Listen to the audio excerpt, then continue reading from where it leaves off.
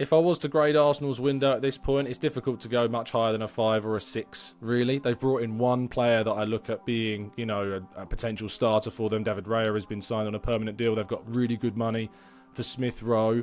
They should be aiming to win something this season. And if they don't pick up a trophy, despite maybe it not being an expectation or an entitlement of Arsenal's, I think it will be disappointing if Arsenal don't lift a piece of silverware this season. The one thing that you cannot argue about what he's done is he's A, taken us further than anybody expected him to be able to do, and B, he has never gone backwards. He has only taken Arsenal forwards.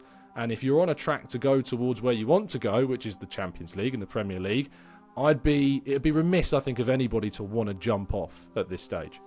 I think when you consider Arsenal's, potential for this window, there was an element of excitement. A lot of fans, including myself, hoped that Arsenal might go out and again splash £100 million on a Declan Rice type deal. But the reality of the situation is that Arsenal, of course, finished just 2 points behind Manchester City last season in a title race that didn't end the way that we wanted. But when you reach that level, it becomes incredibly difficult to add players to a squad that are going to improve on what you've already got in your starting 11. So, while Declan Rice, of course, can come into the side the summer before, there's not really a midfielder on the market at the moment that has enabled Arsenal to go out and, instantly splash that huge fee again. Now, there are hopes at this stage of the window that Mikel Arteta might be a player that comes in. And if you'd have said to me at the beginning of the window, would I be happy with that?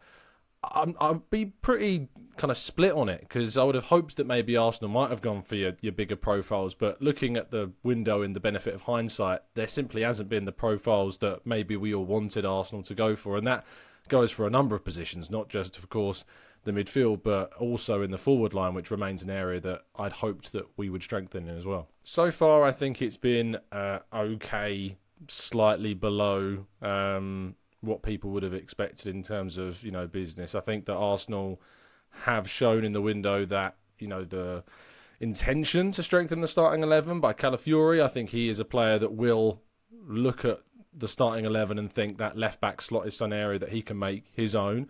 And I think with the potential for Mikel Arteta, as we've mentioned, as already to kind of come in, he could be a starter for Arsenal as well. He could start in that midfield alongside Odegaard and Rice, moving Partey maybe onto the bench. He's played, plenty in La Liga for Real Sociedad, and of course has now won a European Championship, of which he was a key part of, helping them progress past Germany with the winning goal in the quarterfinals of the European Championships as well. So I think that Arsenal, still in a difficult market, have managed to add players that will improve upon their starting 11, which when you looked at the beginning of the window, I think was a really tough challenge to accomplish. So even though it's not been as frequent in terms of signings maybe that people have wanted, actually what they're delivering and what we hope they still might deliver in the remaining weeks of the window is more than what maybe was expected. I think Arsenal could have beat them last season and came very, very close to doing that. Had they beat Aston Villa in that game in a few matches before the end of the season, they would have been crowned champions. So that is a squad prior to this window that was already capable of beating that Manchester City team. They're now a year older, a year wiser. It was a young team anyway, as opposed to, the experience side of Man City. So you'd expect the ceiling would be easier to raise from an Arsenal side purely on development, but also the fact that you've got a manager that's a year older, a team that's experienced 2 title races, and I think all of those factors combine to make this a season where Arsenal, if we're looking at what's needed to be done to, overhaul City, it's not a lot. I think that maybe there's a lot more emphasis from supporters that's put on, more big deals, massive strikers coming in to guarantee it. But even if you add an 80, 90, £100 million striker, it doesn't guarantee you suddenly do overhaul City, because the competition is just so tough. City can still turn up and turn teams over that you might not expect them to, like Arsenal, when you've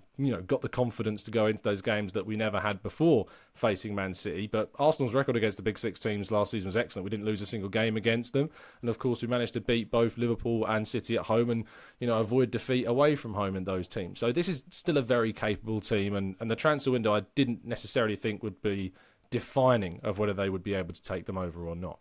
I think there is a real desire and a want and a yearning from fans every window to make signings. Signings they sell stories, they excite supporters, they are like the shiny new toy, and fans are magpies, they love those shiny new things, and it's an unknown factor about what a player might do to your team and how that player might evolve and grow and, deliver that something that maybe people didn't expect. But at the same time, transfers can be a trap. Transfers can be something which ends up being the complete opposite. All you need to do is look at Chelsea over the last few seasons and the spending that they've gone through and the mistakes that they've made in the market in overspending on what I would look at as players that haven't really necessarily taken them forwards. Even the business they are doing this season and this summer doesn't, for me, look like a team that has a real, meticulous strategy. Whereas you look at what Arsenal do in the market, and to other degrees Liverpool and City, when they make signings in these last 2-3 seasons, it has been done in order to try and strengthen the starting 11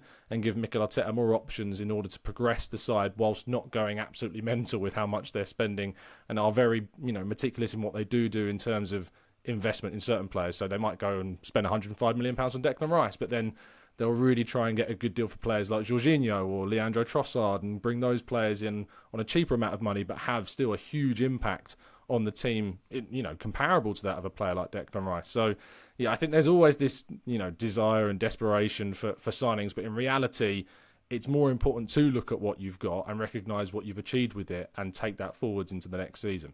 I think the sale of Smith Rowe was something that fans found difficult to deal with because it was a favourite of Hale End, a graduate that's come through since he was very young.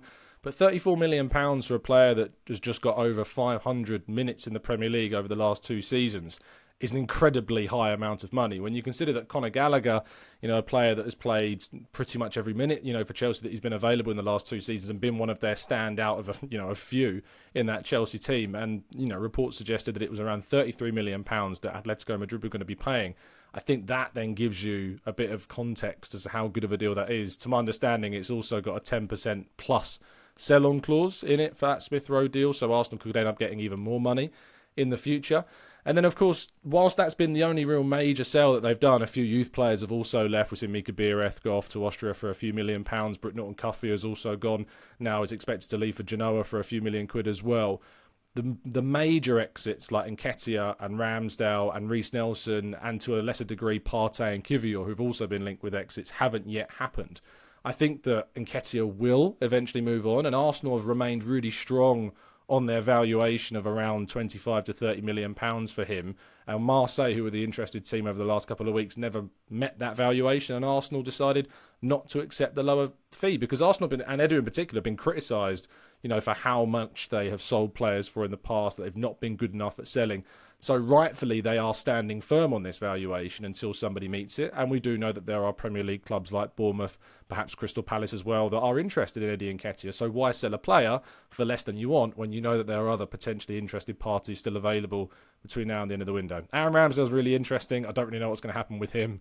It could be a loan just to get some regular game time and then a major sale next summer. We know that Arsenal are looking at Espanyol, Jean Garcia as potentially a replacement for him, but that's one that could run down till deadline day. And then Reece Nelson as well, another one that could go to the end of the window. But at this stage, I think the others, Partey and Kivior, we'd probably expect them to stay.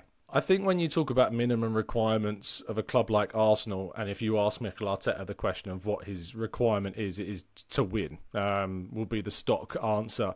I think there's also a difference between expectation and what you're aiming for. I think Arsenal, of course, are aiming to win leagues, aiming to win Champions League, but when you've got a juggernaut of Manchester City, can you expect Arsenal to win the title over them? I think they can certainly expect to aim to try and beat them, but to expect that you're going to win a league over, everybody else's favourite for the division, I think is one step for me too far. So I expect that Arsenal don't regress. I expect Arsenal to continue to push forwards and to continue to try and close that gap to Manchester City, that they get further in the Champions League next season. And to be honest, this team does deserve a trophy, I think, of some kind. The quality that it's got, how far it's come, they should be aiming to win something this season. And if they don't pick up a trophy, despite maybe it not being an expectation or an entitlement of Arsenal's, I think it will be disappointing if Arsenal don't lift a piece of silverware this season. So there's definitely debates there between fans. I'm sure that they'll have. Some will say that the expectation should be to win the league, but from my perspective, when you've got the presence of City who have won the last 4 on the trot, I can't really find an argument to say that we should expect to win that, but certainly they'll be aiming to. There are already questions from some sections of the fan base about Mikel Arteta, so the idea that not winning anything this season would further those doubts from some sections of the fan base, I think would be maybe a little bit ignorant to ignore. So I think that, yes, there will definitely be questions raised of Arteta if he doesn't win anything this season. From my perspective, and we are expecting, a new deal to be announced at some stage in the near future for Mikel Arteta, he has definitely earned that next deal. But the deal that is after that, I think for me, is on a provision that he does deliver a Premier League or a Champions League in that next contract. Because if in the next 3 to 4 year extension, or whatever it will be, maybe it's even 2, if he hasn't delivered a Premier League or a Champions League in that next contract, what that tells us is he's probably taken Arsenal as far as he is capable of at the moment. And therefore, maybe Arsenal will need to look at a different coach to try and take them that final step towards that big goal. But the difference between that last season and Arteta having that accolade already was 2 points. So we are looking at incredibly fine margins at the moment with Arteta. And I always point to people that have doubts in Arteta and say, the one thing that you cannot argue about what he's done is he's A, taken us further than anybody expected him to be able to do, and B, he has never gone backwards. He has only taken Arsenal forwards. And if you're on a track to go towards where you want to go, which is the Champions League and the Premier League, it'd be remiss, I think, of anybody to want to jump off at this stage.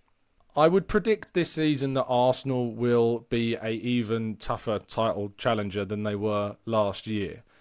All the optimism in the world, and the Arsenal fan inside me, of course, wants to predict them the league. I have an issue with that because Manchester City, for me, are my favourites, again, to win it.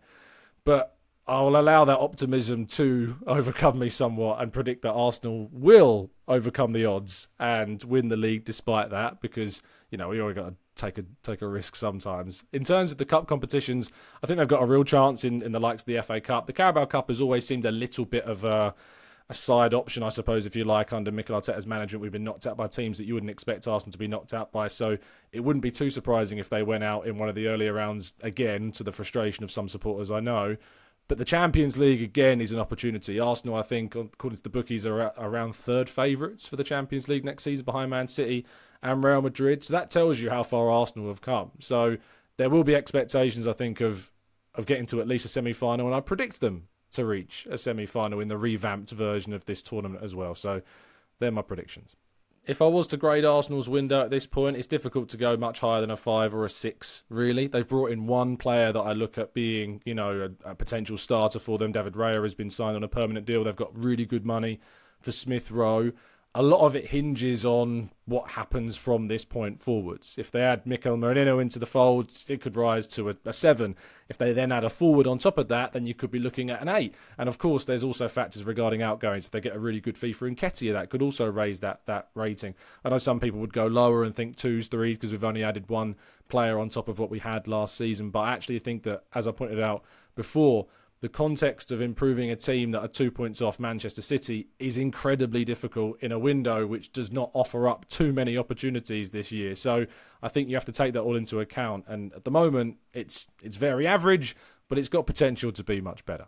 On AM, on DAB, via the talkSPORT app and on your smart speaker. talkSPORT.